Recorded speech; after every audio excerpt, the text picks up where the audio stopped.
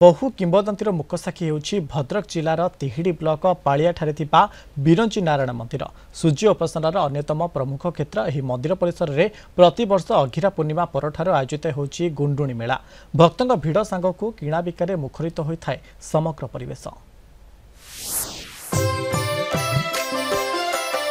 भद्रक जिला तिहिडी ब्लॉक पालियाबिंधा पंचायतर पालिया गाँवर एहेउछि ऐतिहासिक बिरंची नारायण पीठ।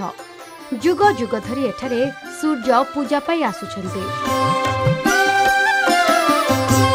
चतुर्मुखी ब्रह्मा मंदिर भावरे यह परिचित। एही मंदिरर बेढ़ा ठीक कोणार्क मंदिर परे, किंतु आवश्यक रक्षणाबेक्षण अभाव नष्ट हेबारे लागिछि। तथापि मंदिरर महात्म्य कमी नाही।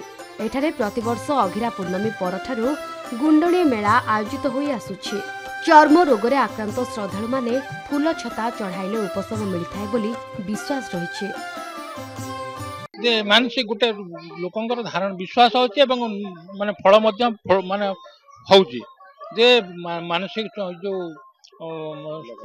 फूलछता मानसिक माने कले निश्चित चर्म रोग एवं ये रोगरू मुक्ति मिले एवं मिलुची मध्य। आस्तिली ठाकुर को दर्शन को पई सुनितली 50 वर्ष तळुरु जे प्रभुंकर उत्सवटा बहुत हुए। माघ समिति ठारू प्रभुंकर चली नीला उत्सव जो रूप जे मानसिक करती एठी जो मानसिक पूरण हुए बहुत माने वर्ष थरे हुए सब प्रभु आम परिवार सहित नहीं आसीचु भल हवा सब आसी देखा आसी 2 दिन मेला लगे। कहीं केउं कालरू गुंडुणी मेला होई आसुछि। वर्ष को वर्ष मेला बढ़िबारे लागिछि। आगरू गोटे दिन अनुष्ठित हेउथिबा बेले एबे 5 दिन धरी चलुछि। घर करणा जिनिस ठारू आरंभ करी मीना बजार एवं स्वादिष्ट खाद्यर पसरा मिलिछि। मेलार सब रंग जिनिस पड़छि पड़छि जा जब पैसा कोड़ी मल्ला मंद नै के दिमु छुआ पिला को देखै कि करके आ खुशी करी शांति मनरे सब ये करके जाऊ।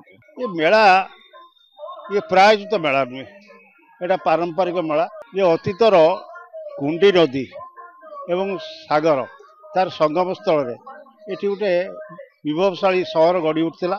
एठे जेती पर्वपर्वाणी पालित हुए सबु सौर चालन अनुसार पालित हुए।